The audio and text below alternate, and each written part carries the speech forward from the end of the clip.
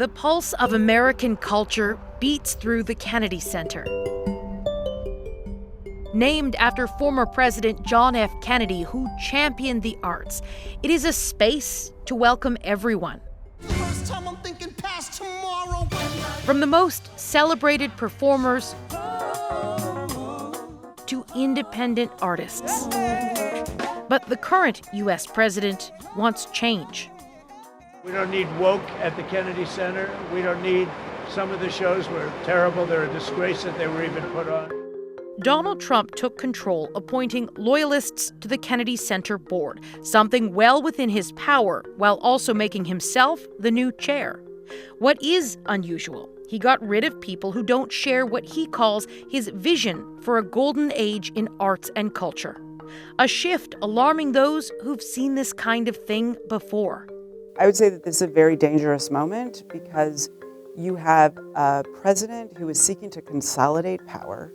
Human rights lawyer Hatter Harris says trying to control culture is a typical authoritarian move, and the world needs to pay attention. You have an executive that is running really fast over, wherever they can sort of grab this power in a way that will comply and comport to kind of their ideological agenda. Sir, I'm Alexander Hamilton. The backlash has been swift.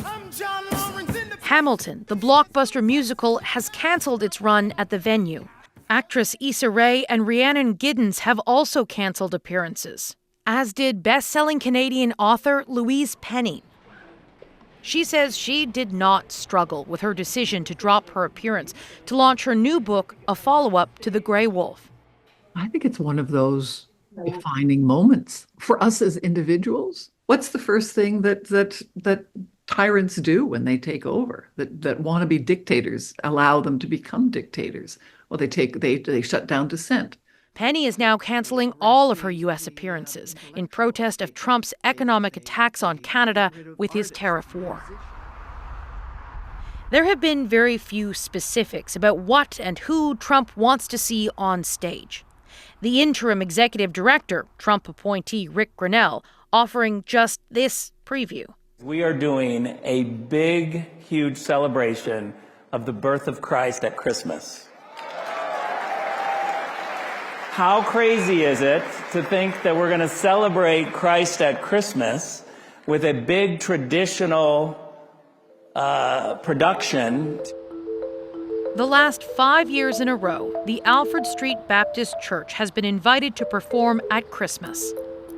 Here we are, the only black Baptist, only black religious organization that occupies space at the Kennedy Center. A thriving congregation. Families have worshiped here for more than 220 years. A plot of land originally purchased by freed and enslaved African Americans. Pastor Howard John Wesley says he worried the church would be cut from this year's schedule. Not for anything other than we are a pro-diversity, pro-inclusionary church that was open in saying that we don't believe this is the direction that God wants to take our nation in. Preparing for the Kennedy Center takes 9 months of rehearsal and costs $250,000. And since Trump has taken an anti-diversity stand, church leadership decided to pull out rather than risk being canceled. We wouldn't really be in the history of the lineage of the black church and the civil rights movement and all the great men and women who fought for our civil rights to just go along with something we believe is taking us tremendously backwards as a nation. Once viewed as a neutral space where politics were largely left at the door, some regular visitors say they're uncomfortable with the changes.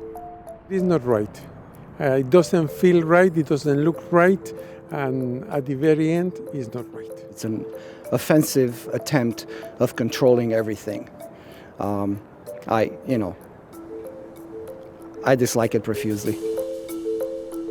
The Kennedy Center, like so many other spots in Washington, now bogged down in the partisan battles consuming the U.S. Capitol.